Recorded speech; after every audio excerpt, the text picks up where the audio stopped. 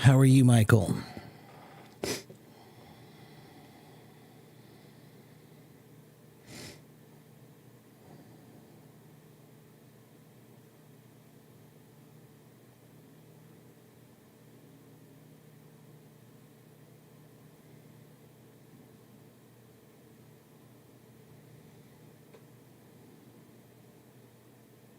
I hate when that happens. Cancel.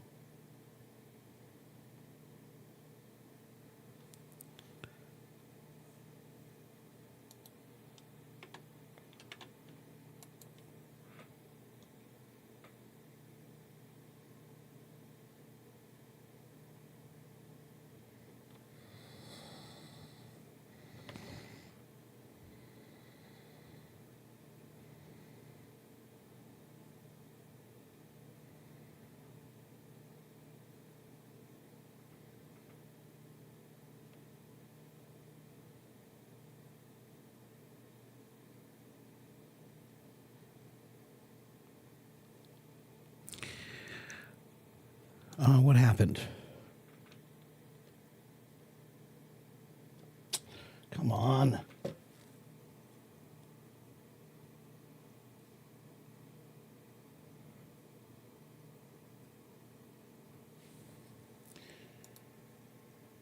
Log in.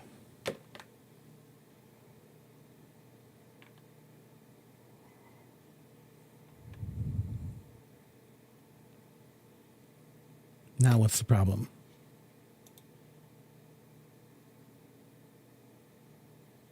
There we go. Technical difficulties, everyone.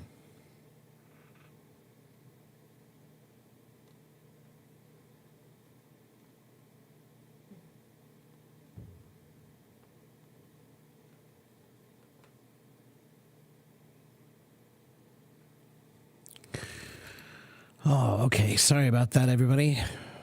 Hello, Jessica. Hello, Michael. Hello, Jimmy.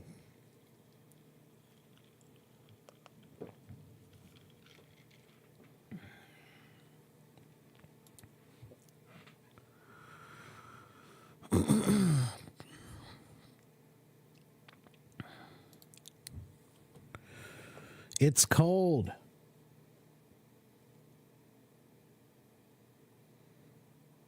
It's -9 outside today.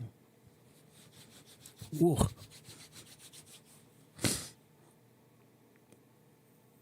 It's not that cold inside, but it's cold. Sorry that I look terrible. I didn't have time to get myself together this morning. All right, so today is AFIEC English, so that just means it's an open format. You can ask me whatever you want to ask me. If you have questions about grammar, if you have questions about vocabulary or reading or writing or pronunciation or accent, or if you want to talk to me about other things, if you need some advice about something, or you want to ask about culture, pretty much any question you want, as long as it's not controversial, is fine. Okay? I will answer just about any question as long as it's not controversial.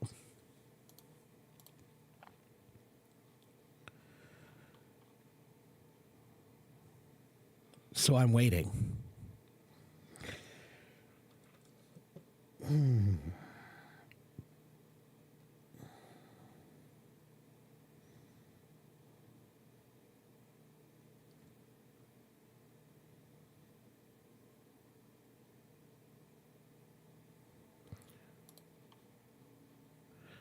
And hello, Jessica. As an English teacher, how do you teach kids very well?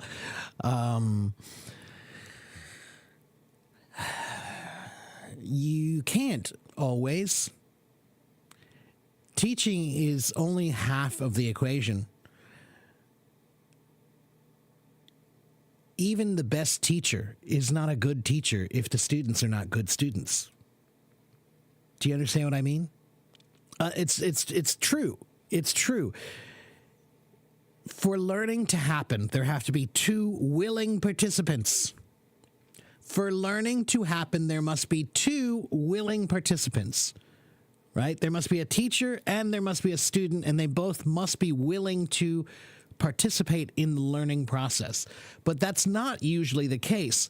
Usually, you have a teacher who wants to teach and some students who want to learn and some who don't really care or they're not really interested. And certainly a teacher's job is to try to inspire as many as they possibly can to want to learn. But even the best teacher in the world,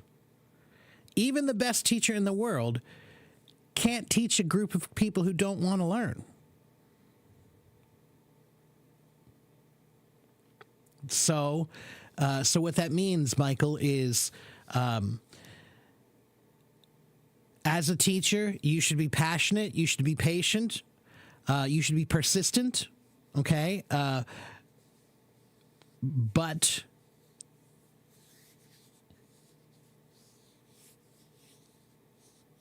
half of the job is the job of the student.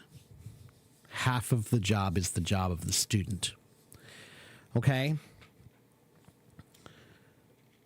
So you just have to do the best you can and be as inspirational as you can be. There are not that many jobs in this world that require you to be inspirational. How many jobs can you think of that really do require you to be inspirational, to inspire others to follow in your footsteps? Not too many. You like sports, right? But that's not encouraging people to become academically great. That's encouraging people to be physically great, right? So other than sports, what other jobs can you think of that actually require people to inspire others? Not many. Do lawyers inspire other people? No. Do judges inspire other people? No. Do doctors inspire other people? Maybe passively, but it's not a doctor's duty, and he certainly doesn't go out of his way to try to inspire. That's generally not what doctors do, right? They inspire passively, but not actively, right? So how many other jobs can you think of that require you to be passionate and inspire people? That's one of the jobs of a teacher. So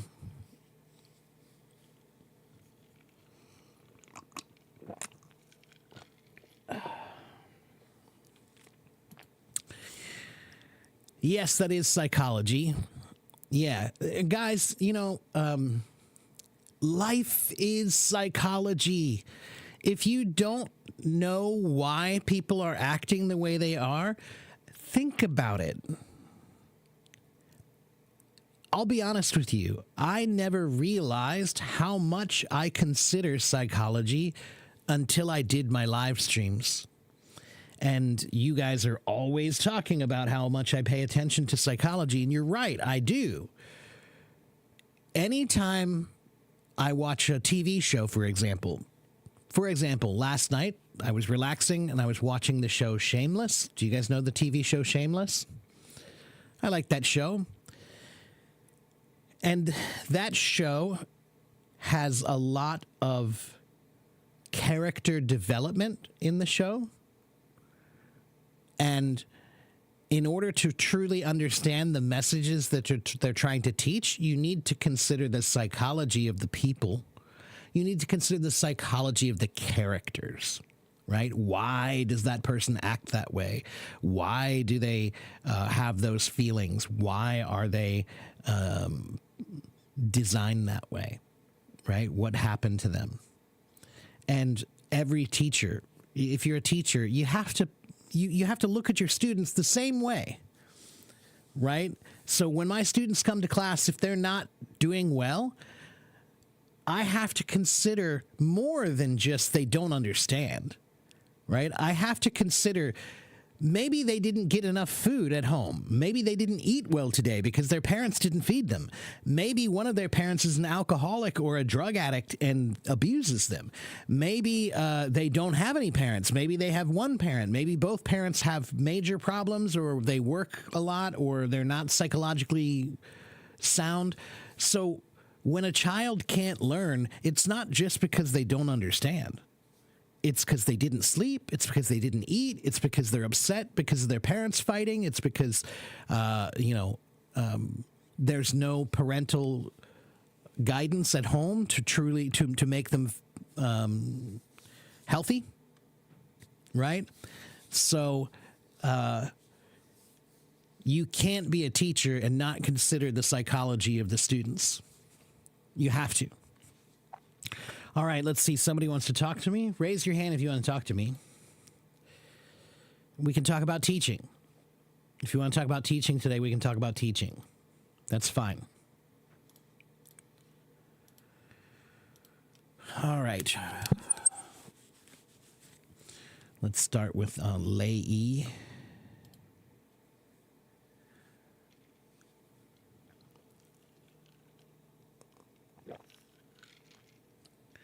Hello, Lei. Are you there? Do you want to come talk to me? You saw me on the TikTok. I don't think so. I'm not really on TikTok unless someone posted for me. I haven't really participated in TikTok. I have a TikTok account, but I don't think I've done almost anything with it. I can't remember when I posted it. Juan wants to know, am I speaking in a normal pace or slowly? This is my normal teaching speed of speaking. But I will tell you, this is my normal speed for any time I want people to listen to me. Okay? So some people, when they get angry, they speak faster. And they think that if I'm angry and I speak faster, then my words will be listened to. They'll be heard. But the truth is that the faster you make your words, the less people listen. So if you slow down, people will listen to you more. Okay? Are you on stage now? You are not, but you should be. I keep inviting you. Lei, I gave you an invitation. Try to join again.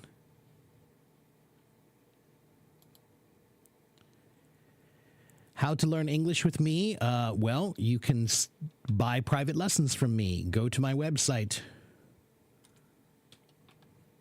I resemble Fred Flintstone.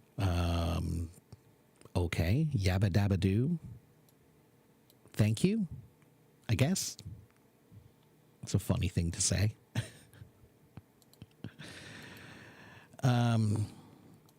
Yes, that's the website. That's my website. You can buy lessons from me there.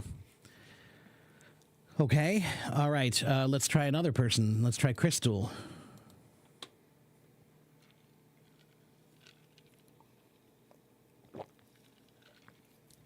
Hello. Hi. Hello, Crystal. How are you? I'm good. How are you? I'm okay. So where are you in China? In Beijing or Shanghai, Shenzhen? Where? Hangzhou. You know Hangzhou? Mm-hmm. I know. Okay, so what can I do for you today? How can I help you? Shanghai. I just wanna talk with you and practice my English. Okay. Because one thing that when I was in the university, my major is English education. So generally after my graduation, I'm gonna be an English teacher. But in fact, I'm now doing the foreign trade. So I want to ask you some question about the teaching, because you said the topic is about teaching. So I wonder, how can teaching be how to say, be an interesting job? Like I'm trying to liking teaching English, but I cannot find the joy from Yeah, well, I will tell you that teaching English teaching is a great job. Teaching can be a great job, but it depends on where you teach and what you teach too. And the truth is, I used to teach English in Taiwan. Okay, for 4 years I lived in Taiwan and I taught English there, and none of the English teachers were happy. Yeah. None of the Taiwanese English teachers were happy. It's a hard job. It's long hours, and it's a lot of pressure and dealing with the parents, and you have to clean up after the kids, and you have to clean the bathroom and clean the classroom and all kinds of stuff. You know, in America, when you're a teacher, you don't have to clean the bathroom. You know, that's weird. That's really, really weird. That's not cool, and it's really weird. And as a principal, you should be ashamed. If you were asking your teachers to clean the classroom and clean the bathroom, you should be ashamed of yourself. You should go. You're the principal. You go clean the bathroom. You know? So what I will tell you is that I love teaching, but I don't love teaching everywhere. Okay. Understand? So it depends on where you work. I got lucky when I was in Taiwan. Eventually, I found a bushiban that my boss was cool. And I was the only foreign teacher there. So because I was the only foreign teacher there, I was able to do what I want to do. There was no competition. There was nobody to compare to. So I found a good place for myself, right? And I've learned in Taiwan, my foreign friends, they all told me that if you want to have a good time living in a foreign country, you have to have two quality things. One, a good landlord that likes you and that you like, and two, a good boss that likes you and that you like. If you have those two things, then you can live anywhere and you'll be fine. But if you have a nightmare landlord, then it's a problem. If you have a nightmare boss, then it's a problem, right? So teaching, you're doing foreign trade. Probably you're going to make a lot more money doing foreign trade. Not really, because you know you need to have customers, you need to have orders. Because Right. I'm new here. Okay. Well, the same thing is true with teaching, though. The same thing is true with teaching. When you start teaching, you start at the bottom. You start at the bottom, and you don't get any extras or any perks or anything like that. So, Crystal, that's one of the reasons why I'm teaching here now, because I could go work in a school right now. I could easily go get a job in an American school. They are desperate for teachers. They would probably hire you in an American school because that's how desperate they are for people to teach in America. But the reason they're desperate for teachers is because it's such a terrible job. It doesn't pay enough, and the benefits are not good enough, and the negatives are a lot. Dealing with the parents today is no. Yeah, that's why I'm a private teacher now. When I'm a private teacher, I do what I want, and if you don't like it, go. So if I have a parent that I don't like dealing with, I don't have to deal with them anymore. That's just it. But when you're a teacher in a school, you don't have that choice. Yeah, I got you. You have to deal with a lot of bad parents.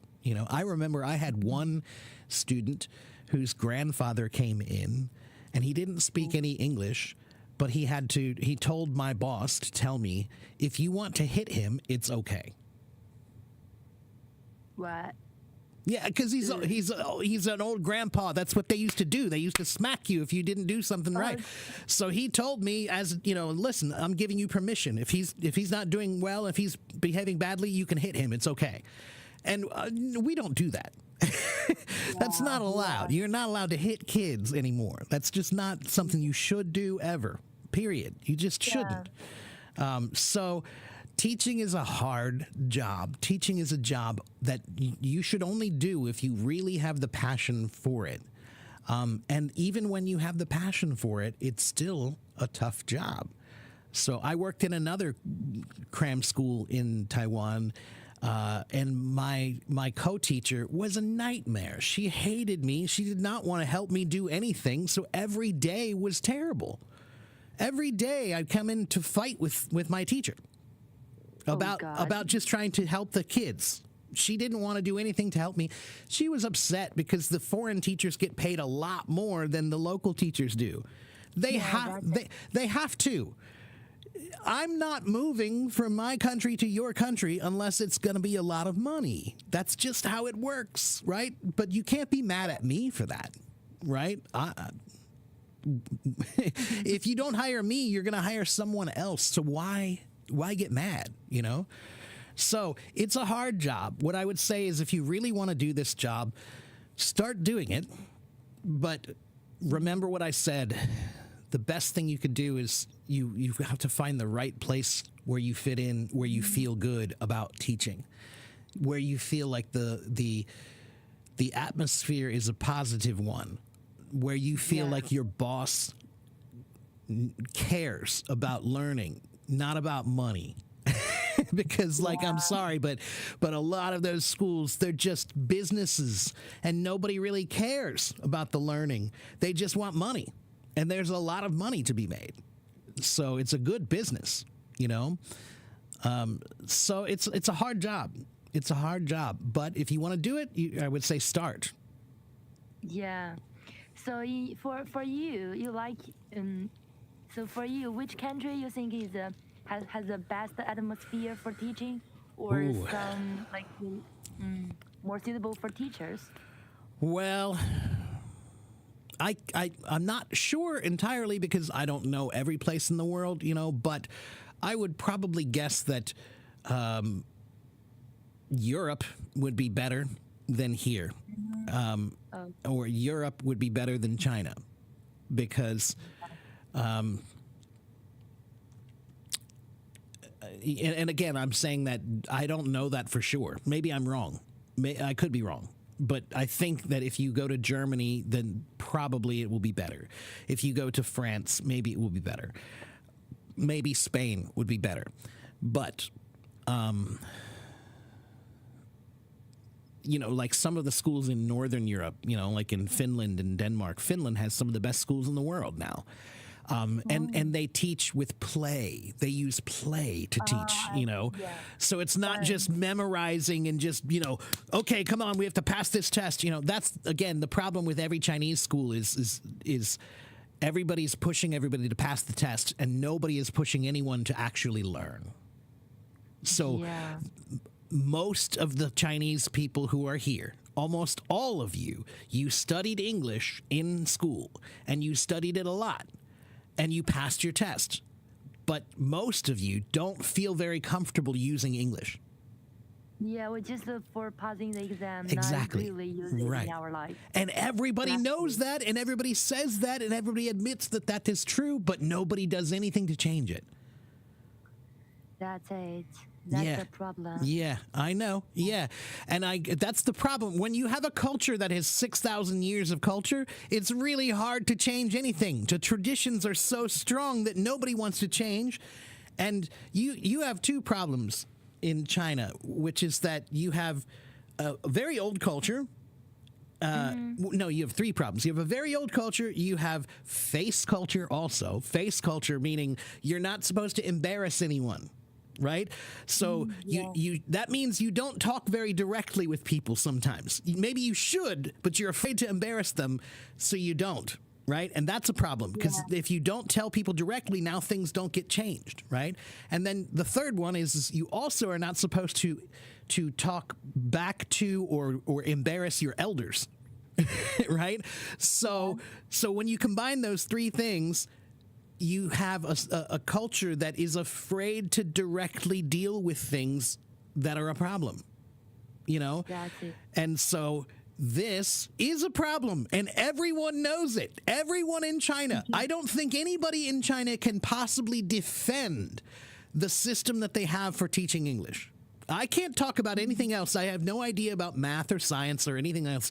But when I can speak about English, and nobody should be proud of it the way that they do it there. No one should be proud of it because they all should know that many people graduate without an ability. Now, the same thing is true in America with foreign languages. So in America, we don't learn a foreign language usually until high school. And that's late. It's really late to start a language. Yeah. And so the success rate for people in high schools who learn a language, it's like 13% of people will actually have a good ability with language. 13%. That's a very small number of people who actually can learn a language, right? So, and it's too late. And also, when you do high school, when you learn in high school, how do kids feel in high school? Are kids confident in high school? No. Every kid comes to school worried about what everybody else thinks. That's the worst time to teach a language, because when you teach a language, you have to be able to speak and make mistakes and feel embarrassed, but it's okay. But when you're a high school kid, you are afraid. That's right. You're too afraid. You're too afraid of what everyone thinks. So it's a terrible age to teach a language just because of that. You know?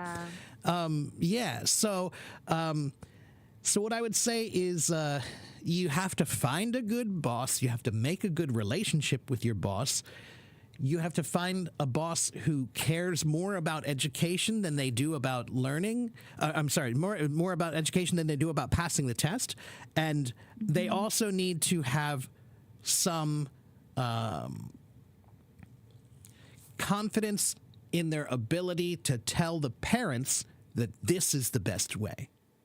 Right? Yeah. That's a big problem is the parents now have too much power. They just don't, think about it. 300 years ago,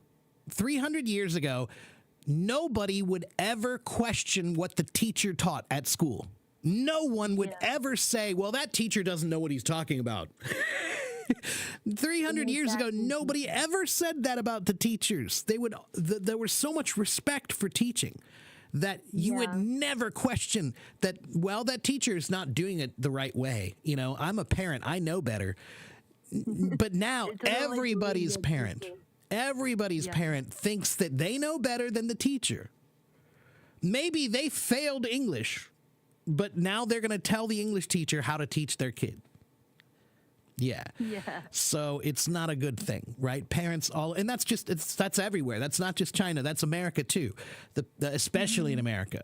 I don't want to teach here because I don't want to deal with the parents. It's very simple. Yeah.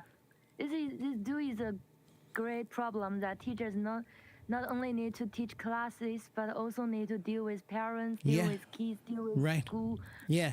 And you know, the job of a teacher is already a very difficult job. But now, if I have 30 kids in my class, let's say I have 30 kids, now multiply that by 2, and now I have 30 kids plus 60 parents. Right? Yeah. So I am dealing with 90 people. For one class.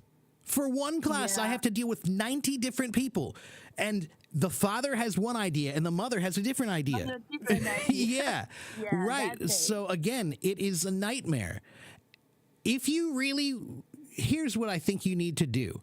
If you care about learning, then you should respect your schools. Pay the schools more money so that they have enough money to hire the best teachers.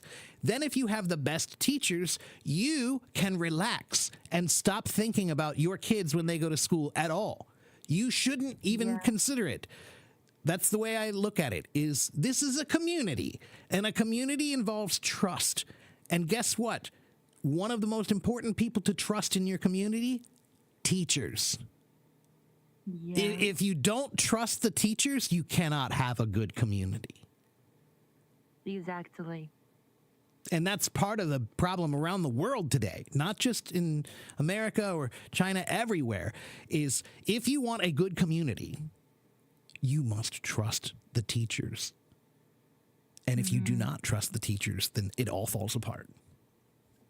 Yeah. Yeah. Teacher plays a great role in community. It does. Yeah, it does. It's a trust of knowledge. You have to trust that this person does have the right knowledge. This person does have the answers, and they know better than I do. That's hard. That's hard to do. Many people are unwilling to do that. Yeah. Yeah. That's it. So, anyway. Yeah, 90 kids for one, or 90 people for one class.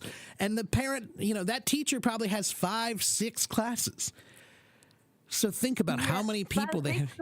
Yeah, if you're teaching 5 or 6 classes, yeah. I used to teach 6 classes, and I had, so that means I've got maybe 15 kids in each class, 15 to 20, maybe 30. And then that many parents also. Yeah. So anyway. Amazing. It's a hard job. So you have to find a good place to work, and it's not an easy thing to do, right? I think a lot of people, when they find a job, they just look for a job, any job that pays money. But with this job, with a teaching job, you have to care more about where you work. So don't just find somebody who's willing to pay you. Find a place that makes you feel like that they value you, that they want you to come on their team. It should feel like a team that you are joining. It should not feel like I'm one person by myself at this school. No, it should feel like you're part of a team. Yeah. Yeah. So what I would say is, Crystal, go try it. You'll never know until you try. But if you try it, you might find out you love it, or you might find out it's not for you. And that's okay too. All right? Yes. And then as far as the foreign trade thing goes, I would say you can do that on the side still.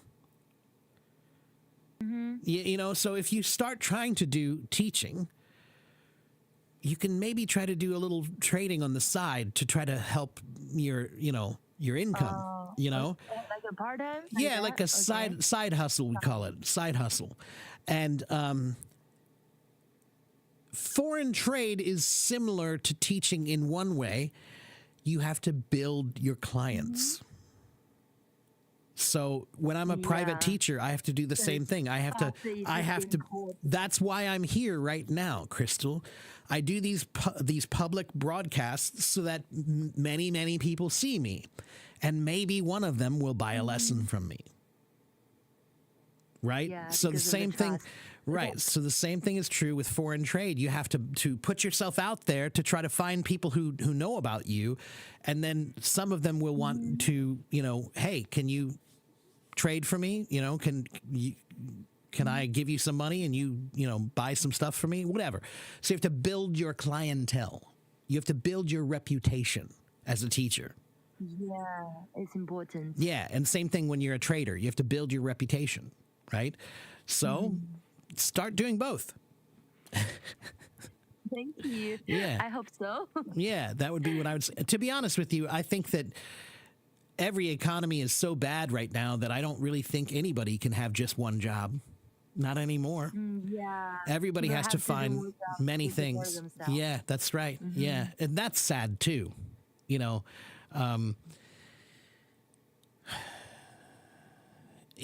the one hand, I like when people have a variety. I like when people do many things. I do many things, but I do many things because I like to. I do many things because I have many skills. Some people do many things because they have no choice. Because they want to earn a living, they have to live. That's exactly right. Yeah, they have no choice. They have to do everything so they can make money. Yeah. Life is hard. It is. It is. Yeah. So, anyway, Crystal, you sound good, by the way. Your English sounds great. Thank you. Very happy to talk with you here. So tell me, what age would you like to teach if you wanted to teach? As for me, I don't like kids. So maybe if I choose, I'm going to teach senior high maybe. Because for the high school students, they have the passion to study. You don't need to push them. They have the awareness. So here's what here's what I'll tell you that. To be honest with you, high school is hard because You need more professional well, yes, knowledge. one, you need more professional knowledge. Two, at that age, kids are difficult, really difficult. So How to say? you're right. You will have some kids, a few, who really try hard and they have their own passion for learning and they're great. But you're also going to have a lot of kids. High school is the age where you start becoming an adult, and the way you become adults is by telling people no. Right? So when you're a kid, you have no choice. You have to say yes to everything because you're not allowed to say no, right? Yes, But as you grow up, that's what growing up is when you assert yourself and you say, no, I don't want to do that. But the problem is kids say no about a lot of things for just because they're trying to assert themselves like their personalities, right? So they will argue with you. They will drag their feet. They don't want to be, sometimes they are difficult because they think being difficult means they're being an adult. Uh-huh. Do you I understand? think that's cool. I think they are, Yeah, they are the mature. the babies, when you say, okay, everybody come, the babies all come. but when you tell the high school kids, okay, everybody come, there's always a couple kids who are like, I don't want to go. Yeah, right. And they are only doing it because they think it makes them an adult by saying no. By saying, Okay. yeah, that's all they want to do is say no. So, So in that situation, how do you deal with them?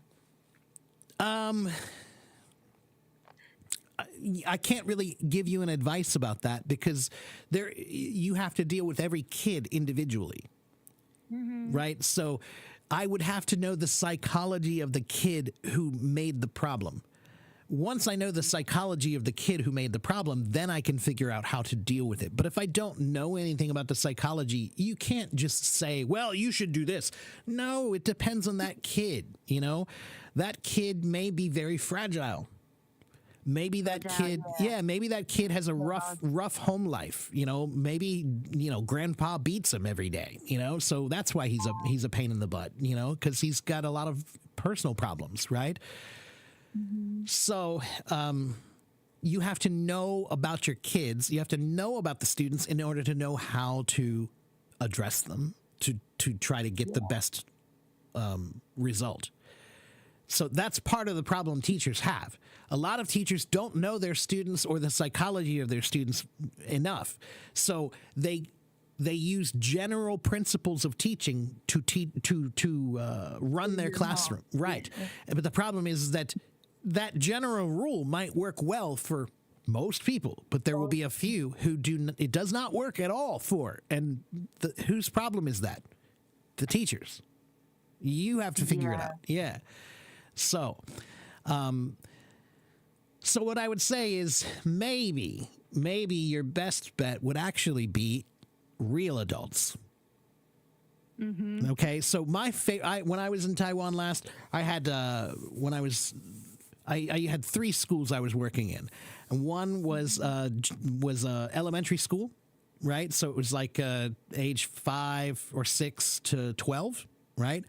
And then the other one was junior high and high school. So they were between 12 and 18. And the other school I taught in was an adult school. It was like conversation classes for adults.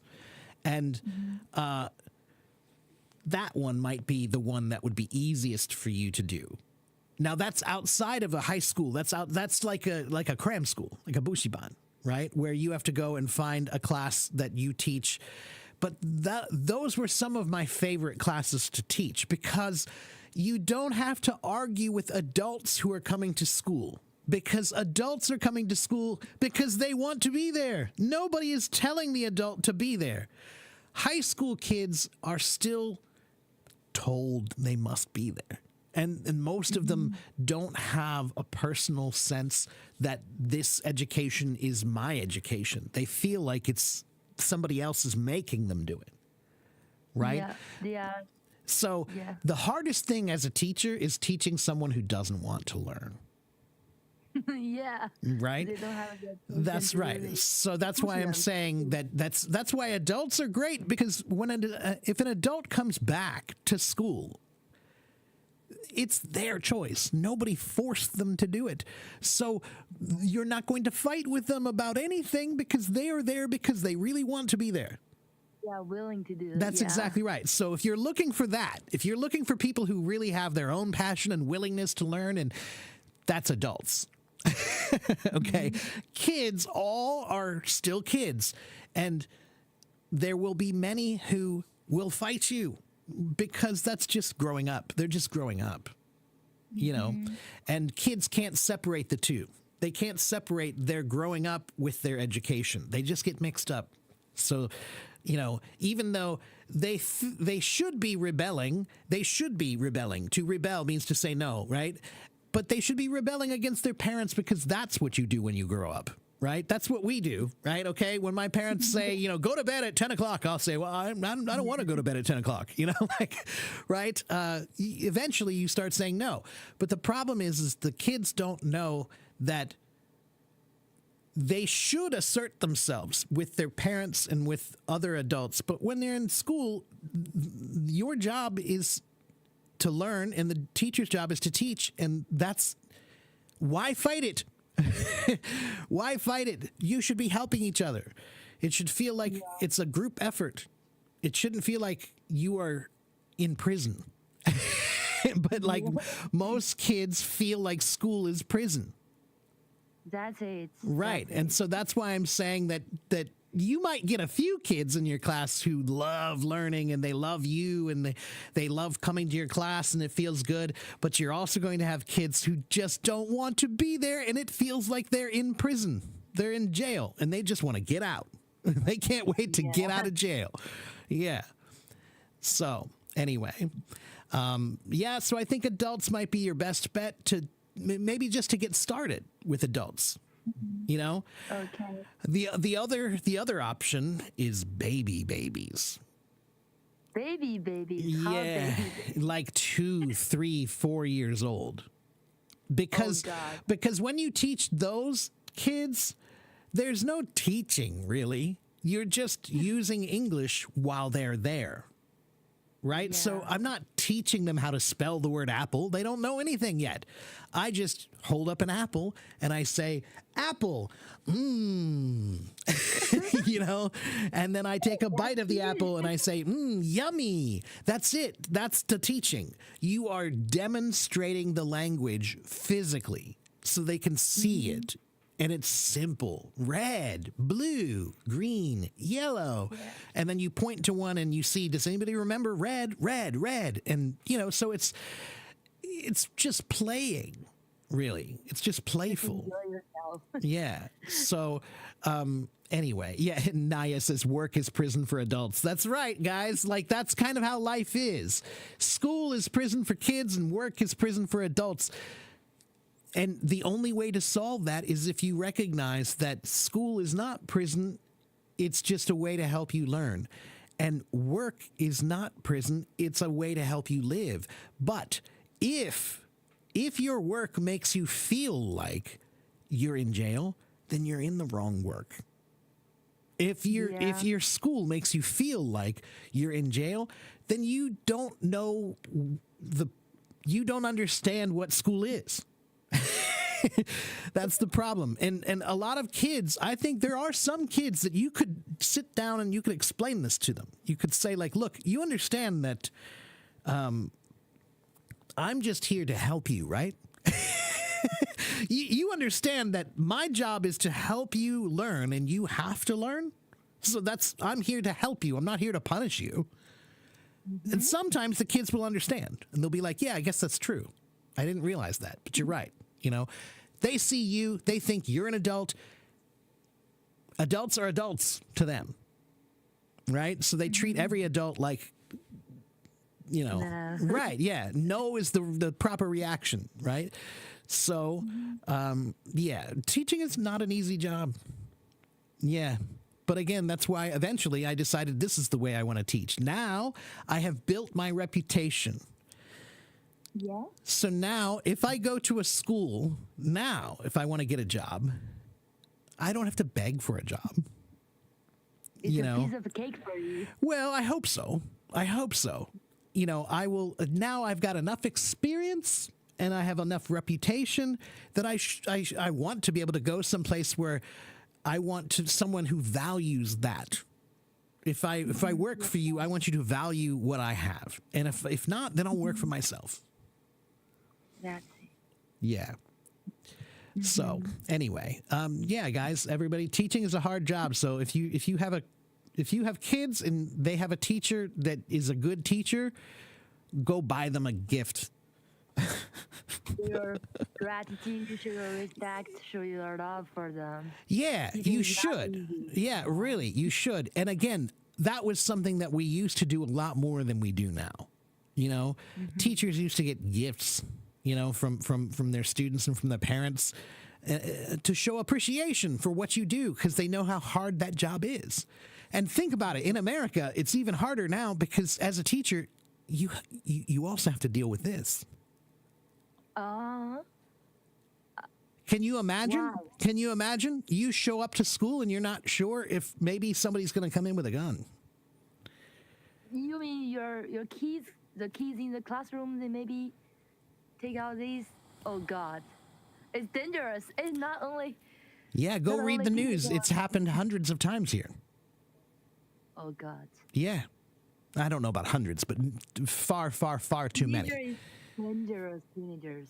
Oh my God. Yeah, it happens a lot. And I don't want to go into that too much. I don't want to talk about guns or anything like that. But I'm just trying to tell you that think about that as a teacher now. It used to be that you had a difficult student and that was the worst problem, was a difficult parent or a difficult student. But now that difficult student might come in with a gun. Oh my God. Yeah. Disaster. Yeah, or that kid who he's not getting enough attention at home and he's being bullied every day and people are picking on him and he has some learning disabilities and he has access to a gun at home. Okay. Yeah, so it's dangerous. It's very dangerous now. It's a tough job. Yeah. So go buy something for your favorite teacher. Yeah. So Crystal, do you have any other questions about teaching? No? Does that help a little bit, I hope? Yeah, you have a lot for me. Thank you. I like your story, like your sharing. Thank you. You're welcome. Yeah, well, teaching is a job that should only be done by people who love teaching. Yeah. There are some jobs that you just shouldn't do unless you care. You should not be a doctor unless you care about people. Right? Yeah. You should not be a teacher unless you care about people. You should not be a nurse unless you care about people. Right? Mm-hmm. That's the most important thing. But there are some teachers who just do it because it's a job. And I don't respect those people at all. Those people are a problem, to be honest with you. I think those people need to go. You should not be teaching if you don't care. You just shouldn't. You should be a responsible teacher while you're teaching. That's right. Yeah. Right. Mm-hmm. So anyway, well, Crystal, good luck to you. And every market is a hard market right now in the world. I don't think there's any market that's a good market really anymore. Thank you to all the billionaires for ruining the economy, the economy of the world, because that's really what it is. This is not a difficult math problem. When 100 people have 95% of all the money, that's not going to work out right. That's not going to work well. So, free Luigi. I don't think you guys know what that means, but anyway, Crystal, thank you for coming on my stage and good luck to you. I wish you well. I hope you find a good job teaching, and you could start privately even, just maybe start teaching neighbors' kids, just to get some experience, just to start learning. Because if you haven't been in a classroom yet, it's very different. Teaching is something that you have to do to really learn. So you can go to school for teaching, and you can learn a lot of techniques and ideas and psychology and sociology, but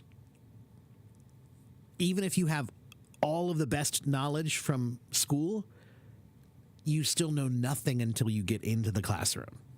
Yeah, when you're really in class, maybe nothing can help you to use your knowledge. Just to use it, basic by yourself. Right. So, like I said, we're talking about dealing with people. So even if you have all the best knowledge, you still have to look at each person like an individual and deal with them. So, yeah, your knowledge is like tools that you have in your backpack, but you still you do the climbing. You're the one who's doing the climbing, right? That's teaching. You have to get in there and do it to figure it out. Okay? So good luck to you.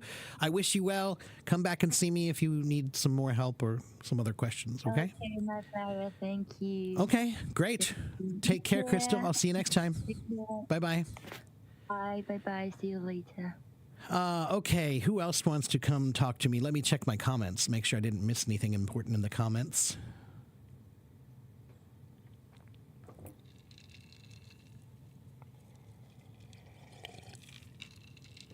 How to spell what? Lei, I'm not sure what you're trying to spell.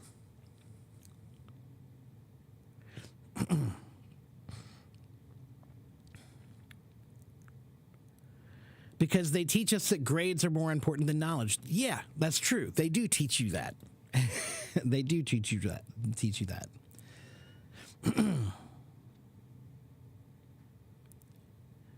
Everybody needs to be appreciated. Well, yeah, of course. Of course. Everyone should be appreciated. But let's be honest. Anyone who is providing help to your children, I think you should appreciate them a little more. If somebody is helping your child, their job is to help your child, then that's something that deserves a little more appreciation. Especially if you find someone who really cares about what they do, you know?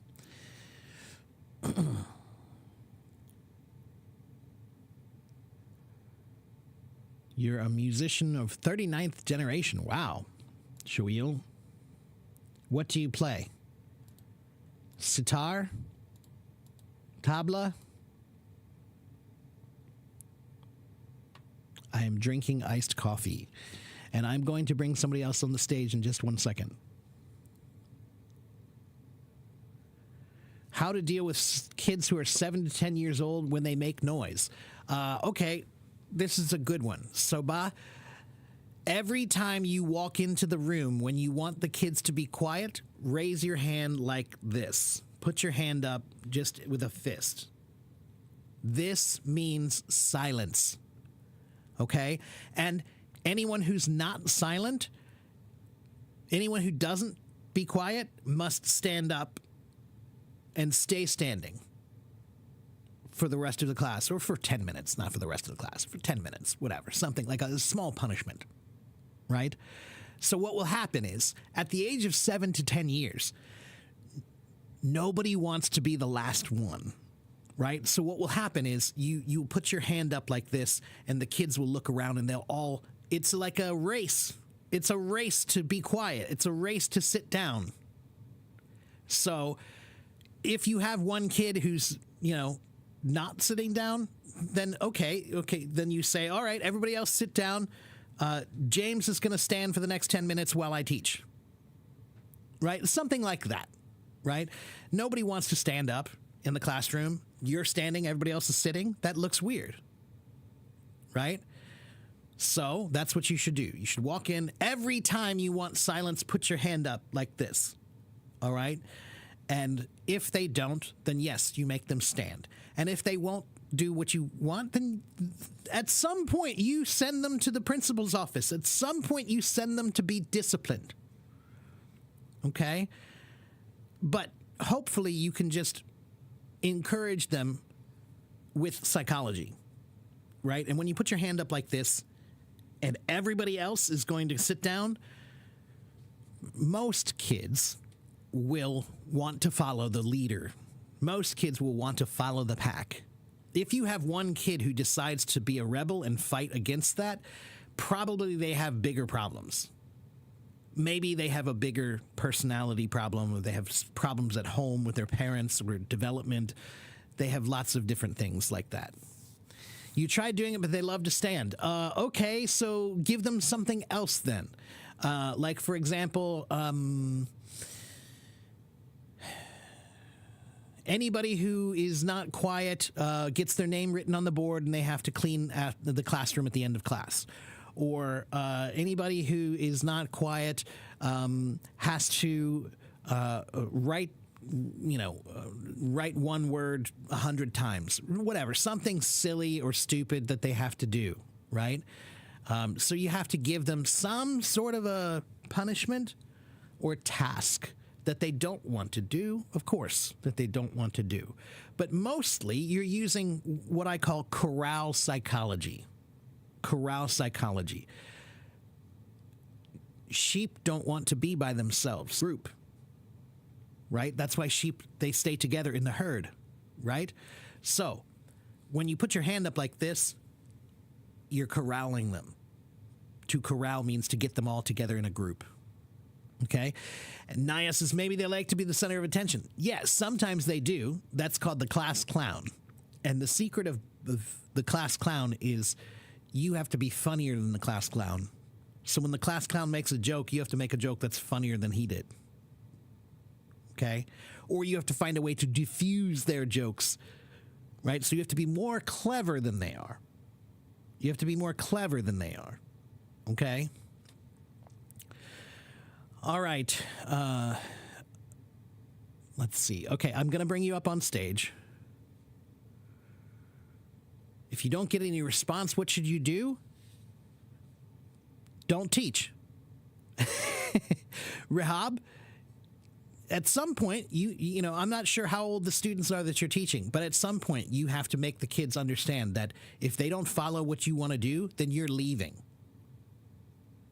So honestly, Rahab, here's what you can do. You can give them a choice. You can say, you have a choice. You can listen to me, or you can write a paper for 30 minutes. So you can come to class, and we can have a class, and we can all have fun.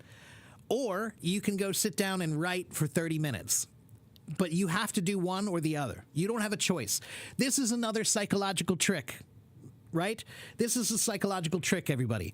If you go to Starbucks, Starbucks sometimes has a tip jar, right?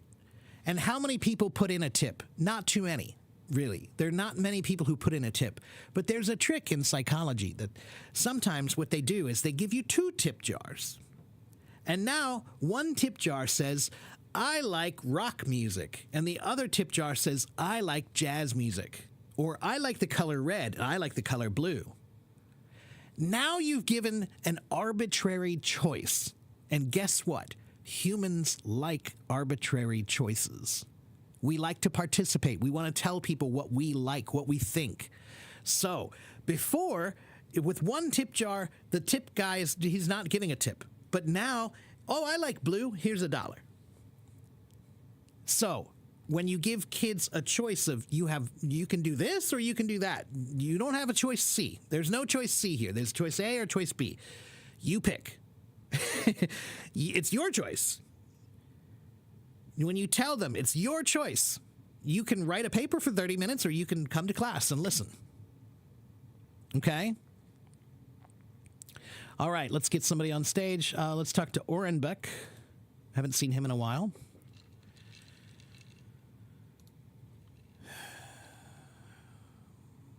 Good evening, Mr. Hello, Mark. Orenbeck. How are you, my friend? I am doing good. What about you? I'm okay. I'm a little tired today, but I'm okay. So what can I do for you today?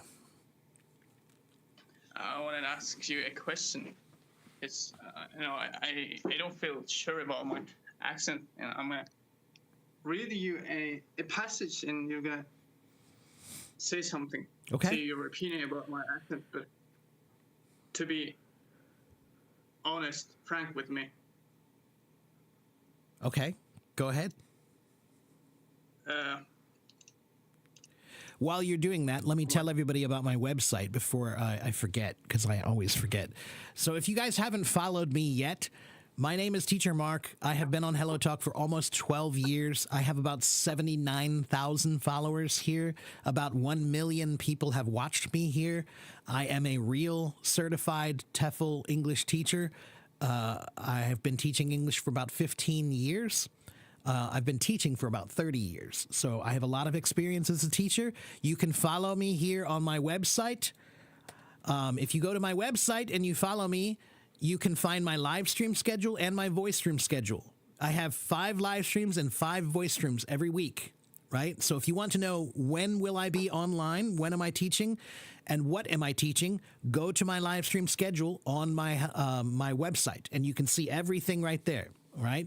And then you can also find every resource that you need to study. If you want to study English and you need things to read, go to my website. If you want to study English and you need things about writing, how to improve your writing, go to my website.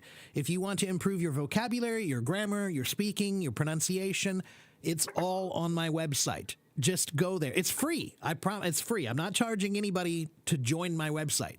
So once you go there, you can study English with all the resources that you need right there. Okay, I promise. All right, Orenbeck, thank you for letting me do that very quickly. Go ahead. All right. So I found this text. There is something surely akin to, if not transcending tragedy, in the fate that has been overtaken the life work of this distinguished galaxy of 19th century chemists, rightly revered by their contemporaries as representing the crown and perfection of accurate scientific measurements. Okay, no, that was good. That was good, man. So no, you did fine. You did fine. I'll give you some tips of things that you can improve. So that's a difficult passage with a lot of difficult language, difficult vocabulary, right? So one, you have to just become more familiar with the words, right? If you want to speak well, then you need to be more familiar with the words, all right? Or you need to be able to push your eyes ahead of the words further. Right now, when you read, it sounds like you're reading one word at a time, right? So that means your eyes are they're not far enough ahead, right? So, for example, Orenbeck, there's a famous song called Für Elise. It's a piano song. Everybody knows it. It goes da da da da da da da dum da da da dum da da da dum. Right now, everybody knows that song. But what if I play that song like this? Da da da da da da da da da. Dun, dun, dun, dun, dun, dun, dun, dun. It sounds like I'm playing every note. Like I see the note, then I play the note. Then I see the note, then I play the note. Then I see the note, then I play the note. To play a song well, you have to look ahead so that you can play da da da da da da da dum. That's a phrase. So you are not reading the phrases. You are reading the words, and that's a problem. All right. So how can you fix that? One way to fix that is you need to look ahead. You need to train your eyes to be further ahead so that you can see the phrases that are supposed to go together. Another way to practice that is by singing. Singing is because here's the thing. Part of the problem is you're not using your breath the right way, right? When you say every word separately, you have time to breathe in between every word. But that's not how language works, right? Look what I just said. But that's not how language works. All those words were together. There's no time for me to breathe in between. So when you sing, you take a breath, and then all of those words come out with one breath. That's why singing is a good way to practice language, because if I just take, for example, let me just find something to read. Okay. Okay, here's a simple passage. I'm just going to read it, right? So, baseball. Perfect. All right. So I could say baseball is a beloved sport that has been played in the United States for more than 150 years. That sounds like every word is, I'm reading one word and thinking it and think it, read it, think it, read it, think it, read it. Or I could try to look at the same thing and take one breath and I'm going to sing. Okay, watch. So I'm just going to choose one pitch. It doesn't matter what pitch. So I'm just going to sing here, right here. Everything's going to be right there, right? So baseball is a beloved sport that has been played in the United States for more than 150 years. So I took one breath. Baseball is a sport that has been played in the United States for more than 150 years, right? So now, because I have one breath, all those words will link and connect together. Do you understand? Yeah. Yeah, it makes sense. Yeah. So this is also how I teach people to practice linking their words together better. Just by singing, because now you have one breath to try to get all those words out. So they'll come together more closely. Okay? So, you sound fine. Your accent is not the problem. Your accent has nothing to do with it. Your accent is fine, man. Okay? The only problem is you just need to work on your smooth reading. And remember, it's like music. You need to play the song the way the song is supposed to sound. You can't play ba ba ba ba ba ba ba ba ba. Right? You have to play ba da da da da da da da da. Right? So you have to do the melody. So you have to say the words have to come out the right way. Right? And the more you read, the more you'll feel like you have the right rhythm. The more you feel like you'll recognize the words that should go together, right? Sometimes it's hard to recognize which words are supposed to be together and which words are not. But if you do it more, you get more practice. I will tell you this, Orenbeck. Go to eslfast.com. It's on my website, right? It's I'm going to share. I'm going to show you. I'm going to show you a great way to practice this. Yes. Yeah. Right. I'm gonna show it to you right here. Go take a look, everybody. Here's my website. Watch this, guys. If you go to my website, here's my website. Right? I was just talking about my website. Here's my website.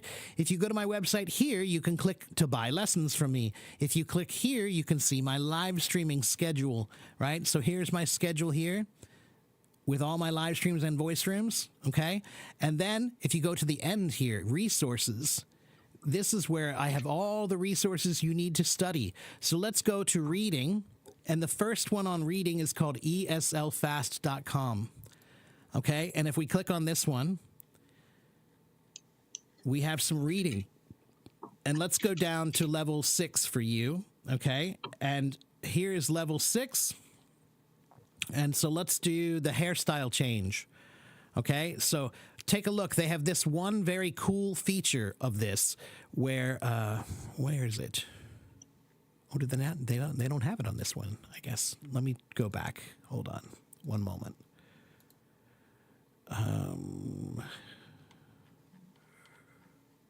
Let's try this. Level 2. Oh, here we go. Yeah. So look at this. So this is a simple one. This is very easy. This is level 2. Okay? But this here, this part, words per minute, 125. Watch this. If I hit start reading, it was nighttime. He went out to walk his dog. His dog was big. The dog's name was Max. So do you see? Look, they're helping you to know which words you should say, right?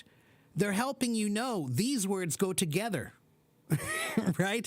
So that helps you to know where the phrases are. That's good practice, right? That's a really good feature on here. And you can speed it up too. You can just say, okay, I want to do 200 words per minute. That's really fast. So let's read it now. It was nighttime. He went out to walk his dog. His dog was big. The dog's name was Max. Let's go, Max, he said to his dog. He walked past his neighbor's house, right? So you can change how fast it goes to adjust for you.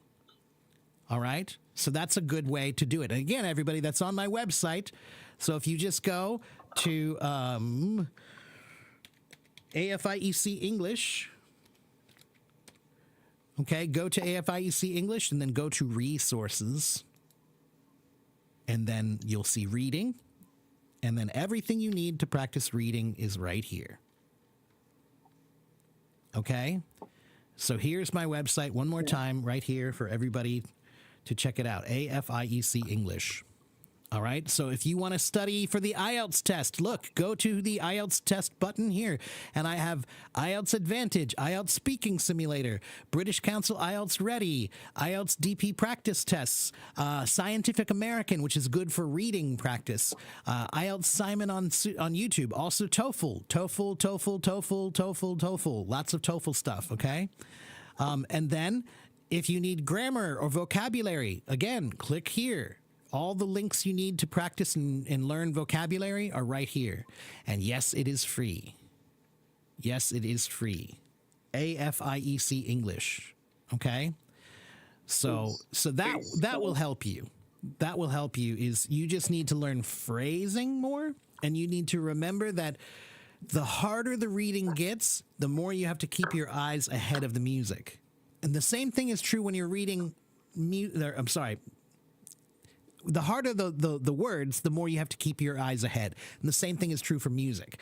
When I'm reading music, if it's a simple piece of music, I can play it and it's no problem. My eyes are, they can be right on the notes. But the more difficult the music is, the more I have to keep my eyes ahead so I know what's coming so that I can prepare and play it correctly, right? So you have to do the same thing with your words. Keep your eyes ahead so that you can see the phrase, and then you can say, oh, that's a phrase.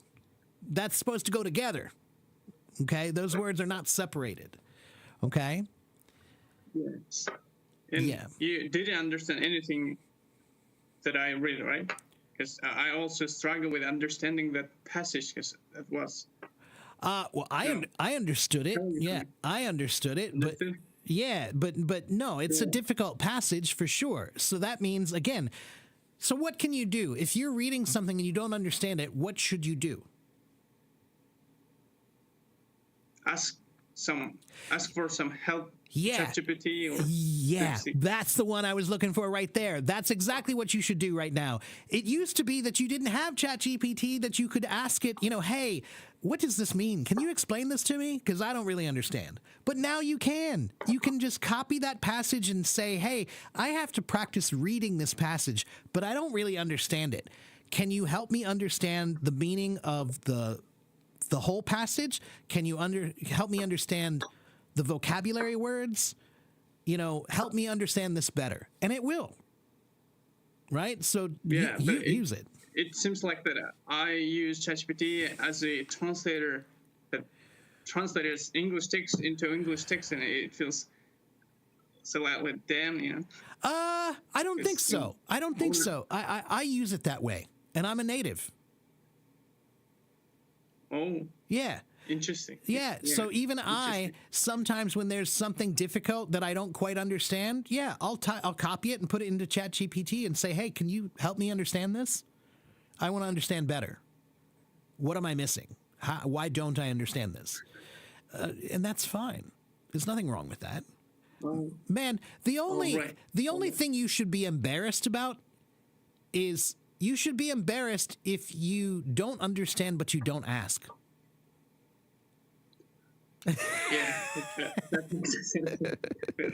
Okay, that happens to me all the time. Many students, they're afraid to tell me they don't know. And I have to tell them, I have to say, guys, I'm a teacher. That's the whole point is for you to tell me you don't understand. If you're pretending you understand, then this is not what we're supposed to be doing here. If you don't understand, tell me. We'll work together until you do, right? But many students, they're afraid to say they don't understand. So they just pretend, Yeah. But like I said, ChatGPT can help you. Why not let it help you? If you don't understand Shakespeare, copy some Shakespeare and put it into ChatGPT and have it help you. It will. I promise, it's amazing. Okay, so if you are reading something like Scientific American, that's I put that on my site. Scientific American is a magazine. It's a famous old magazine that's about science, and it's band 8 reading. It's band 8 reading. It's high level reading. Okay. So it's good practice. But yeah, that means that sometimes you're going to be reading things that are really hard. Don't pretend like you understand. Go ask until you do. Okay? Yeah. Yeah. So Thanks. use that tool, guys. Come on. Think about it. Can you imagine what Albert Einstein would do with ChatGPT? You know, There's another one. Yeah, well, I just mean, like, I think that if some of the most brilliant people, if they had those tools today, like if Albert Einstein could ask ChatGPT like questions and could, you know, hey, let's talk about this, I think it would be amazing. So this is one of the tricks that I do in life sometimes, Oren Beck, is sometimes when I'm doing normal things, I will try to imagine how someone abnormal will do them. Right? So Albert Einstein is not normal, he's abnormal, which means he's amazing. Okay, abnormal is not always a bad word. Sometimes it just means not the same as everybody else. Right? Yeah, So just abnormal. yeah, he's not normal. He's not normal. He's different, right? So I will try to imagine if Albert Einstein were watching TV, what would he think? If Albert Einstein were eating dinner at this restaurant, what would he think? If Albert Einstein were reading this thing or trying to understand it, what would he think? Right? And that helps you. Well, maybe. You never know. Maybe he was a big procrastinator. You never know.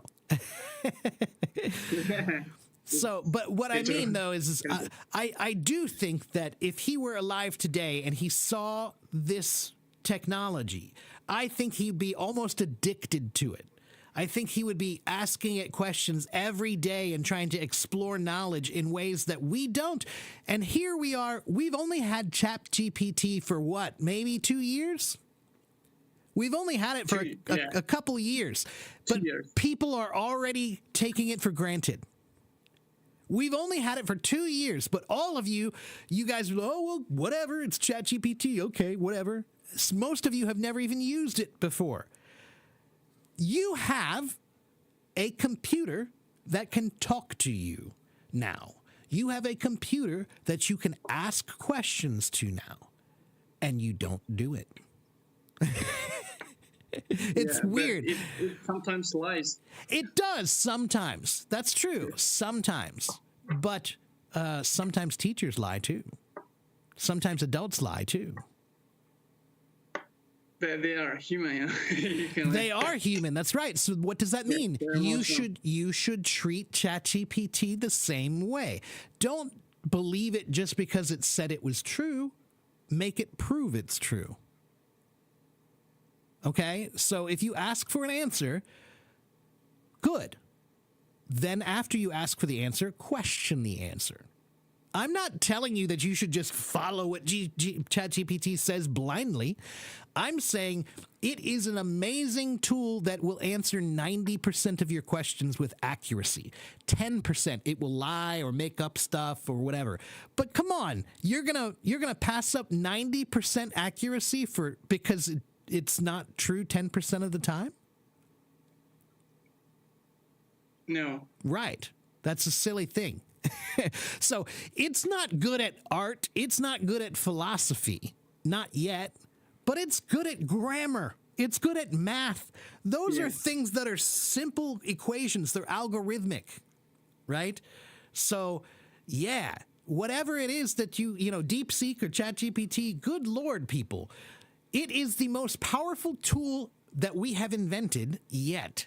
And it's available to all of you. Right? So when we first created computers, who had them? Not everybody.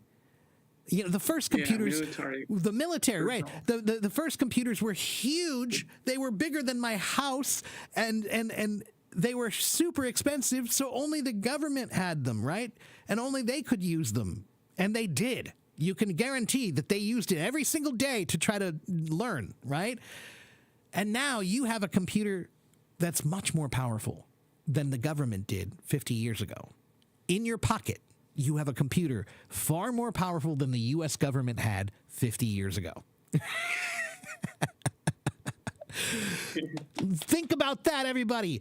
This right here, more powerful than the government's computers were 50 years ago. More powerful than the computers we use to take us to the moon. Right here. And yet, what do we do with it all day? That's funny. That's what we do all day is just stupid stuff. You know, we watch stupid prank videos and we watch stupid jokes. It's pathetic and sad, to be honest with you. You have the most powerful computer in the world and you're using it to tell fart jokes. But you don't believe conspiracy? Conspiracy, am I right? Conspiracy. I don't believe in a conspiracy about what? About Google and Meta, you know, they just make us watch and scroll all the time. No. I don't believe that's conspiracy at all. No, I believe that's human nature. There's no conspiracy. Humans are curious and bored. And when you put curious and bored together, it's very easy to get people to do this. That's not a conspiracy. That's capitalism.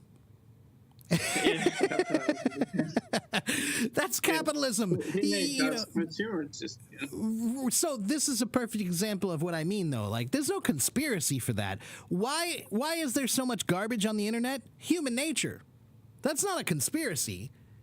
If you ask a human, if you say, I have two videos. One video is a boy talking to his mother nicely, and the other one is a boy hitting his mom in the face. Which one are the people going to choose to watch? The one where the kid hits his mom. Yeah, that's why the internet is sick. Because our psychology is we would rather watch a train wreck than learn how the train was made.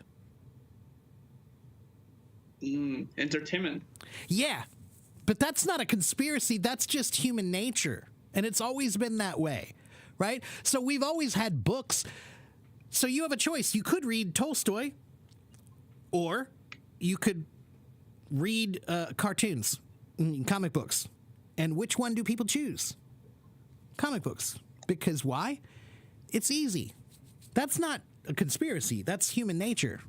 Not many people have the drive to push themselves. Right? So Here's the conspiracy is this, Ornbeck. The conspiracy is in you. It's not somebody else. The conspiracy is you. Here's why. Humans spend a lot of time trying to find ways to turn their brain off. We spend a great deal of time trying to find ways to turn our brains off so we don't have to use them. So, for example, sports. When you're watching sports and you're watching, you know, a soccer game or a football game or whatever, it seems important, but is it really? No. It's not important in any way, shape, or form. In the universe, it's not important. What happens at that soccer game has nothing to do with the stars or the planets, right? But you think it's important, so you spend a lot of time on that. Your brain is off during that time. Your brain is not engaged in any positive way. TV and movies. I love TV and movies, but sometimes when we watch TV and movies, we watch them because we want to turn our brains off. Video games. Sometimes you can learn from video games, but 95% of people who play video games, you know just as well as I do that you're doing it because you don't want to think. You want to relax. You want to play, right? So humans spend a lot of time finding ways to turn their brains off. And scrolling is just an easy way to do that. It's a never-ending way to scroll and keep your brain disengaged. So the conspiracy, Ornbeck, is that you, everybody, as an individual, it's your responsibility to understand that it's not a good thing to turn your brain off too much. And most of you turn your brains off too much. Okay? So, if you want to watch TV and relax, I'm not telling you you can't relax in life. You can, and you should. But I'm also telling you that you should try to keep your brain engaged in life every day as much as you possibly can. So do I scroll on my phone? I do. But guess what I do every day? Every single day, I curate my feed. Do you guys know what that means? To curate your feed. Do you guys know what is a curator? It's a job. What is a curator? Filter, right? A curator is a person usually who works for a museum. And what do? They choose what the museum is going to show. Right? So a good museum needs a good curator. Right? They say, oh, we're going to have this painting from Degas, and we're going to have this one from Van Gogh, and we're going to have this one from Monet. We're going to have all these paintings. Right? That's the curator. So you have to be a curator for your social media. When you see something stupid, don't watch it. When you see something stupid, don't put it in your museum. That's what I'm trying to say, is put good stuff in your museum. Your feed is a museum. What you put it in is up to you. So, some people have a brilliant museum. I have a pretty good museum on my phone. So that means when I'm scrolling, most of the time it's learning. I have quotes from philosophers. I have educational posts. I have inspirational posts. I have posts about music and culture and food and education and science and history. So when I'm scrolling, am I turning my brain off? No. I'm engaging my brain. Right? So you must be a curator. You must curate your social media. If you're scrolling and watching stupid stuff, there's no conspiracy. That's you. That's human nature. You're letting your human nature tell you, oh, I'm going to keep scrolling stupid stuff. You don't have to. Nobody's making you. You know, Christopher Walken is a famous guy named Christopher Walken. He's a famous American actor. I was just reading about him. He doesn't have a computer. He doesn't have a cell phone. He's never even written an email. Now, why? Because he doesn't need to. Because he doesn't want to. Do you need to? No, you do not. You don't need to. Does he use pigeons to send some messages to his friends? Or... Yeah.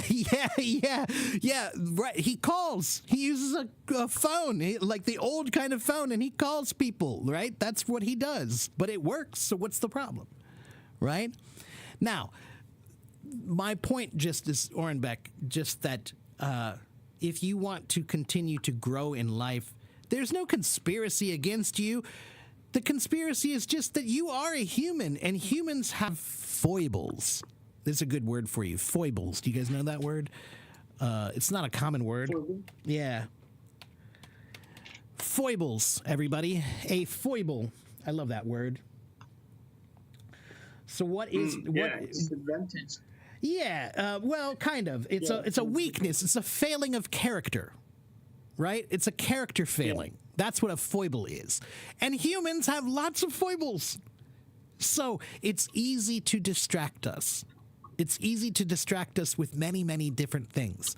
So that's, like I said, why if you're not, you have to be a curator for your mind. That's all.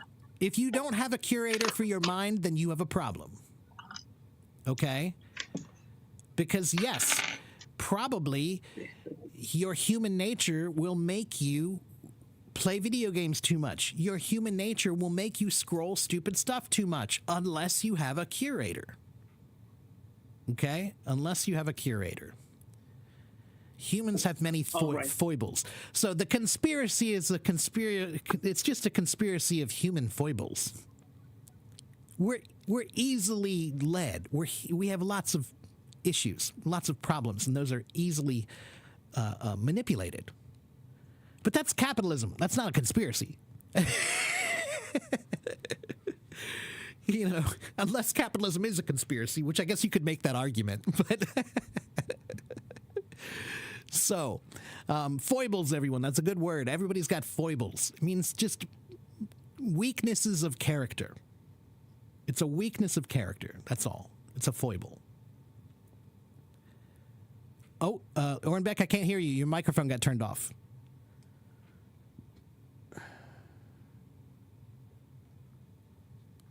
What happened? Oh, there we go. Now you're on. Yeah. Did you lost me? Yeah, I lost you for a second. I don't know what you were trying to say just a minute ago. All right. Understood. Yeah. Everything depends on us. Yeah, it's your responsibility, man. Personal responsibility has never stopped being a thing. That's a thing. You have to have personal responsibility for what you do in life. Nobody's making you spend time on social media. Nobody's making you play video games 6 hours a day. Nobody's making you waste time, you know, watching sports or movies or TV shows or whatever. Nobody's making you do that.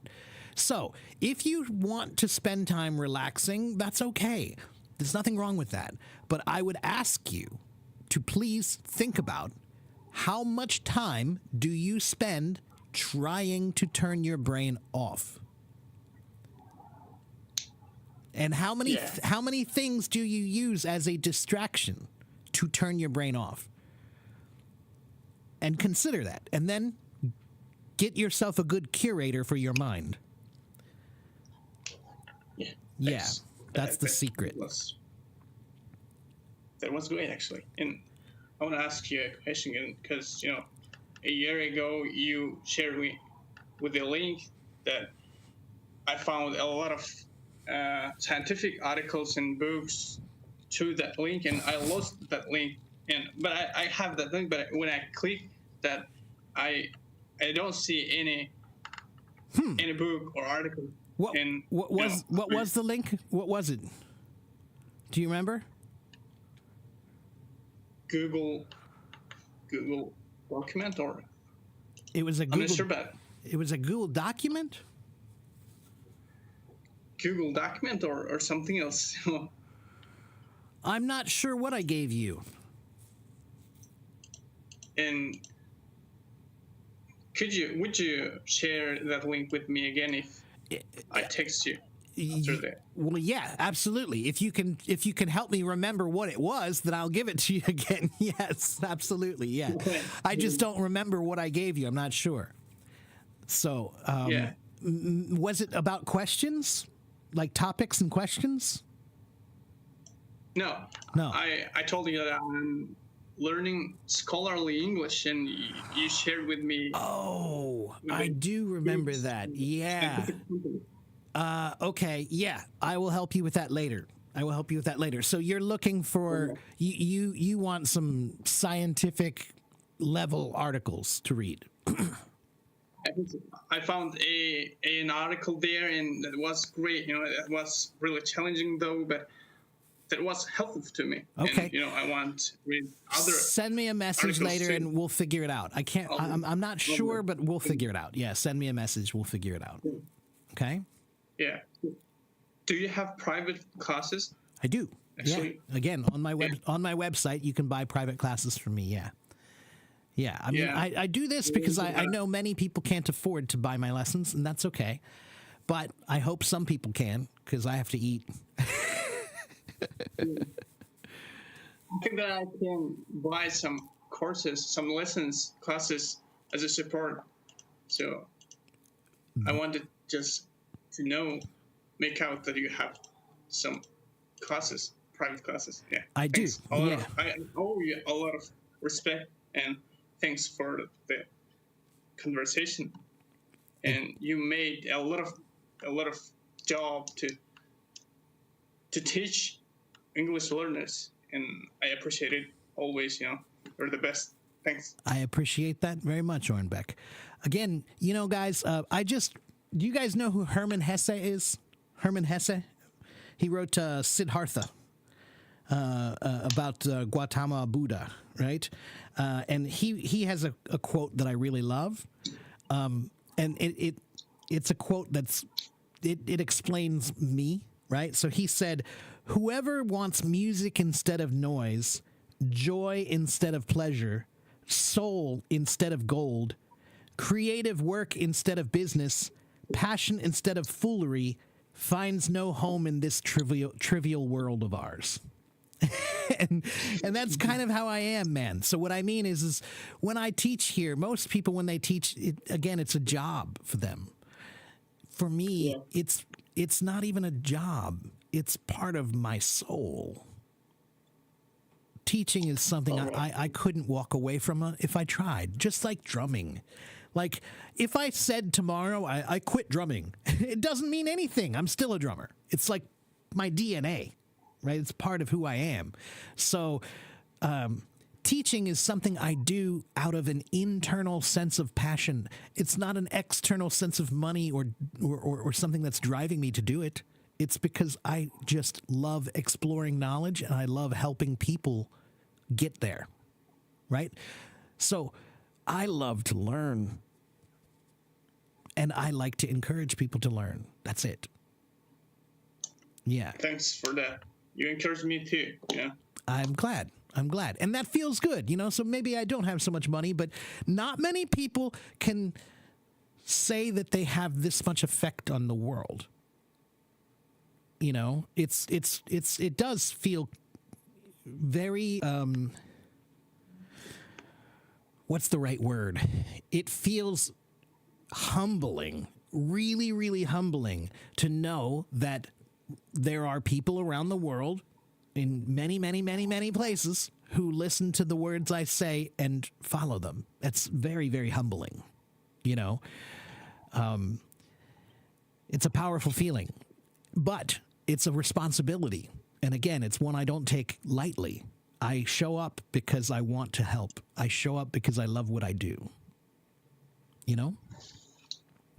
Yeah. So thank you, Orenbeck, and it's always a pleasure to talk to you. It's always a pleasure. I always like your questions and your comments and everything. So anytime, my friend. Okay? All right. All Thanks. right. Take care. I'll see you next time. Make sure you message me and we'll figure out, I'll try to find what I sent you before, okay? Right. All right. Take care, my friend. Hello, Gunter. Good to see you. Okay.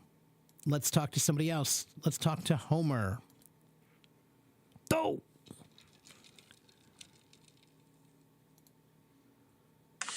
Hey, hello. Hello, Homer. How are you? Can you hear me? Yes, I can. Oh, as I heard the last speech you talked about people turning off their mind because of, I think most of the time for me, I'm addicted to video games, like you said. But right now, I just quit. Ooh, good for you. I'm just spending so much time on video games. I get nothing useful. So that's the danger of video games, everybody. Video games make you feel like you're accomplishing something. It's a false sense of accomplishment. So you say, I won. But then after the game is over, you have to say, well, what did I really win? I didn't win anything. I didn't win anything. As a matter of fact, I lost. What did I lose? I lost 50 hours of my life. So, exactly. Right. So now, there are sometimes when I talk about video games here, and I'm not nice about it because I don't play video games that much myself. I like a video game occasionally. Okay, there have been a few games that I've played through my life sometimes, but I like to be very aware of the feeling that I'm turning my brain off, right? And so, yeah, video games are so good at that. They're so good at getting you to turn your brain off. You're focused on, ooh, I got to shoot the next guy. But what is that doing for your brain? It's nothing. It's not accomplishing anything. Now, occasionally, when my students tell me they love video games, I tell them, okay, if you're going to play video games, fine, but don't turn your brain off. So find some way to make the video game a learning experience. So I will tell my students, okay, you want to play GTA? Okay, fine. Then come in with 50 vocabulary words that you learned from GTA. You know, find a way to make that a learning experience. So when I watch TV and movies, I like to watch TV and movies and relax too. But when I watch TV and movies, I try to watch ones maybe that have some value to me and maybe that will make my mind, explore, right? So I don't watch movies like Jackass, like movies about pranks and stupid stuff like that. That's not going to benefit me at all, right? If I play a video game, I try to use it in an engaging way. I try to find some way to make it beneficial to me, right? So I used to love to play one game called Civilization. I think there's a new version of it coming soon. And one reason I like that game is because if you spend time playing that game, it is a game, but it actually does teach you a lot. There is a lot to learn in that game. It's real history, real science, real sociology, real psychology. There are real things that you actually can learn in some games, but only if you try. Every game that's made is designed to turn your brain off. Yeah, I would say people will play games or to distract their mind because busy work or they are tired of like daily routines. But for me, I guess, if you find a better way, like learning a language, pick up some hobbies. Right. Yeah. Right. Ramadan said, I played Red Dead Redemption and I learned loyalty. Okay, fine. But couldn't you have learned loyalty from another way? Couldn't you have learned loyalty by being loyal to your friends in the real world instead of, what does that mean, Ramadan?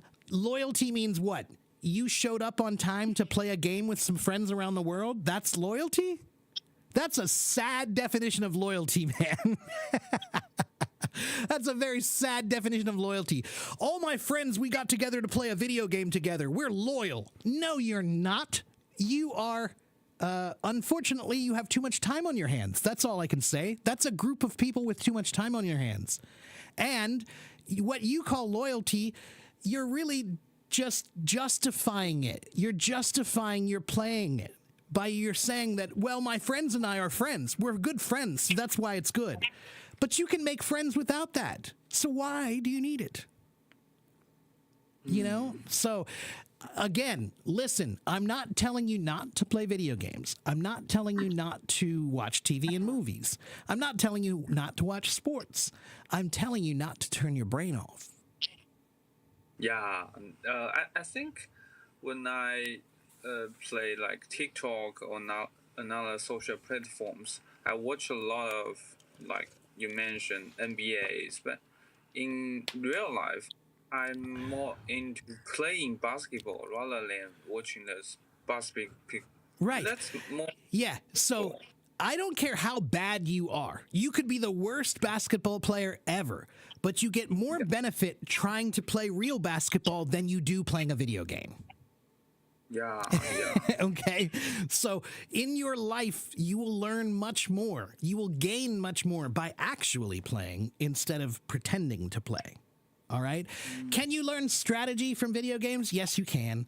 Can you learn? But again, at what cost? That's what I wanted to tell you. So you learned loyalty. Great. At what cost? Oh, no, we lost him. Probably time limit. Homer probably lost his time limit. So, if you like sports, great. And you watch soccer every day or you watch all the games, great. And you learned about strategy because you watch soccer all the time, great. At what cost? How much time did you spend? You played City Skyline and you learned city engineering. Okay, now that's one where, like I said, if you choose a game with a specific skill with the purpose of trying to gain that skill, fine. Okay, that's okay. I don't mind that. There are some games that have more educational value than others. That's true. Okay, so all I'm saying is if you go to a sports game and you want to watch sports, great. Can you still keep your brain on? Can you try to think, like, if Albert Einstein were watching this, what would he think about this game? Would he have the same thoughts I do, or would he have other thoughts? If Albert Einstein were playing your video game, what would he think? Would he have the same thoughts you do? If Albert Einstein were watching your movie or TV show, what would he think? What would he do? Okay, so let's see. Maybe I don't know the story of Red Dead Redemption. No, I don't, Ramadan. I don't know any video games. Do you know what I do know, Ramadan? I'll tell you what I know. I can play music. I can cook. I can speak Chinese. I can't play video games, though.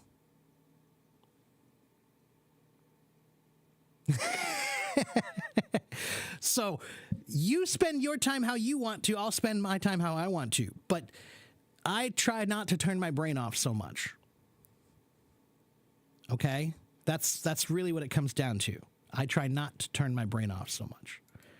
All right? That's it. Play your games if you want to play your games, but recognize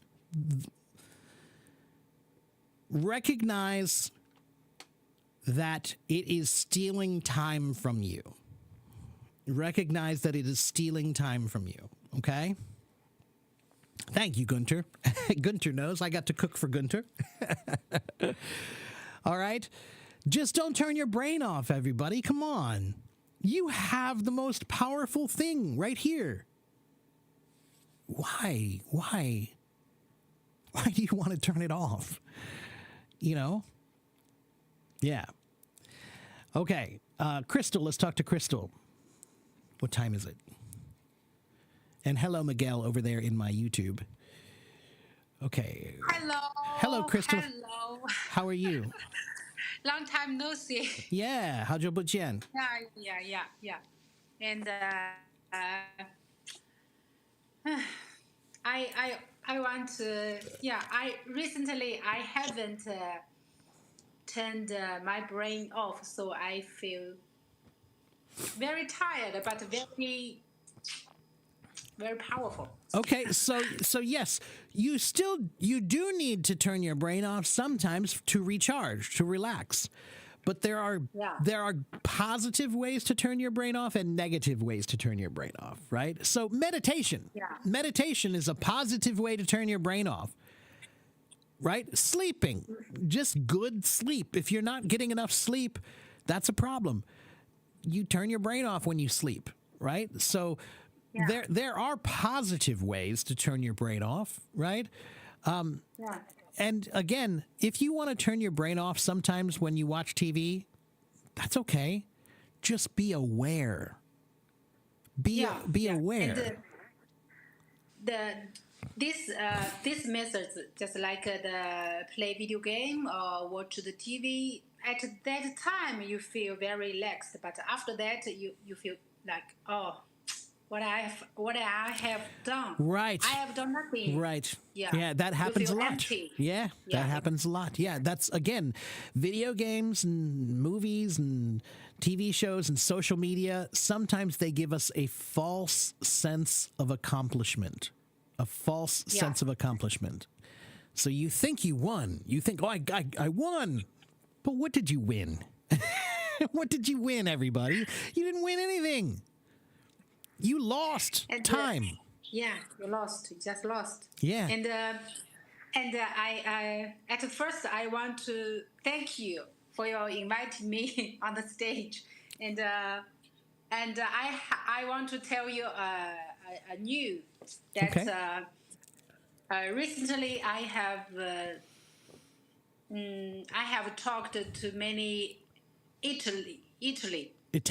all Germany, Italian and Germany, and I found that their accent is so heavy, and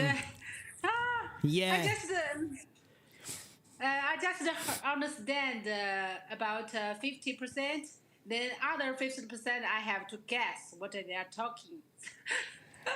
Yeah, so Italians and Germans, especially Italians, Yeah. there's a very musical way that they speak. The Italian Yeah. language is very, very musical.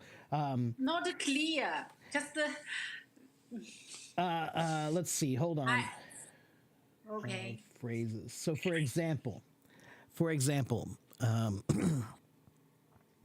so in Italian, like if you say words like buongiorno, it means good morning. Buongiorno. But they don't say buongiorno. They say buongiorno. There's a rhythm to it, right? There's a rhythm to the Italian language. Even when they say a simple word like thank you is grazie. Grazie. Yeah, grazie. Grazie mille. Right? And there's a certain rhythm to the way they sound, right? Scusi, prego, per favore. There's a certain rhythm to it, right? So it's not just the sound, it's not just the pronunciation, it's also the music. Every language has music. There's a certain sound to them, right? So Swedish people and people in Northern Europe, they have the sound that kind of goes up and down, kind of like this when they speak, right? There's a certain up and downish thing that they do with Northern European language, but Italian, they have this right? There's this certain rhythm that they have. And again, why do I know this? Because I'm a musician. Everything I hear is music. Everything I hear is music. So every language has a certain rhythm and music to it. Especially when Italy say English. Yeah, sure. The Italians, when the Italians speak English, they still keep the rhythm of Italian. Yeah. yeah, that's they right. always Yeah. kept the What are rhythm. you doing? I don't want you to go here. Come on, leave me alone. They still speak with the same music that they use, right? Yeah. What's the music of I- French? French. So if I only know a little bit of French, but parlez-vous français? There's a certain it's smoother. There's a smoother. So French is legato. Legato means it's flowing, right? That's an Italian word, right? So Hindi and Vietnamese, those two languages are very staccato, means very short and sharp sounding. But French and Italian are very legato. They're long and flowing, right? So the words flow. They're more loose and long, right? Arabic. What about Arabic?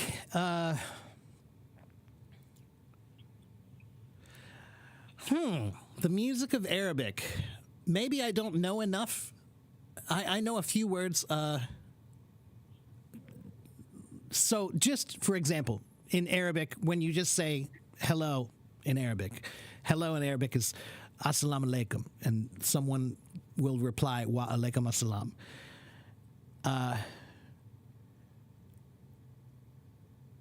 There is a rhythm. There is a rhythm to Arabic. Definitely, there is a rhythm to Arabic. I'm trying to imagine how to sing it, but it's difficult. But there is definitely a rhythm to Arabic as well, and Persian also. So again, listen, I don't know enough about Arabic. I don't know enough about these languages. I just know what I hear, right? So when I hear them speak, I can't help it. It's because I'm a musician. Everything comes like music to me. So I hear the rhythm and I hear the tones and I hear the pitches and I hear the melody of language. So Daichi says, I think Japanese has the most boring. No, Daichi, I think Japanese has beautiful music. I love the sound of Japanese. It's one of my favorite languages to listen to. It's a very, very musical sounding language, Daichi. I disagree. I think that Japanese is up there with Italian, with how musical it is, actually, when you speak it. Yeah. Konnichiwa, arigato, hajimemashite. Right? There's a certain very. It's a preciseness to the rhythm in Japanese. So the rhythms are very precise in Japanese. Yeah. What is precisely mean? Means precise means accurate. Means like let's see. In Chinese, it's 这是精确的, 精确的, 精确的. Yeah, Okay, 精确的. Yeah, accurate, right? Precise. 精确的. Yeah. Precise. So, and again, Chinese also has a language to it. You know, there's a rhythm to it especially because it has tones, right? So there's a language to it. Just when I learned how to say 1 through 10 in Chinese, there's a melody there. 1, 2, 3, 4, 5, 6, 7, 8, 9, 10, right? There's a music to it, right? So every language has music, everybody. Prince Chowdhury is asking me if I've ever listened to Hindi songs. I have, yeah. Indian Hindi definitely has music to it. Hindi, as a matter of fact, Hindi is also one of the most musical languages in the world because they use Indian music is a really complicated music. I think Indian music is the most complex music on the planet. Nobody has music more complicated than the Indians. And they have rhythms that are very, very complicated. And they use language to teach you these rhythms. So in Hindi, they have something called the tala, which is a way of counting rhythms with your fingers where you say ta ka di mi, ta ka di mi, ta ka di mi, ta ka di mi, ta ka di mi, ta ka di mi, ta ka di mi, ta ka da ta ka da ta. Takadimi takadata. And they can speak, they'll say it. Takadata, takadata, ta ta ta, takadata ta. And then they'll play it. And they'll play it with their hands. It's a rhythm. It's very, very beautiful. Yeah. So, anyway. You are so talented in so many kinds of.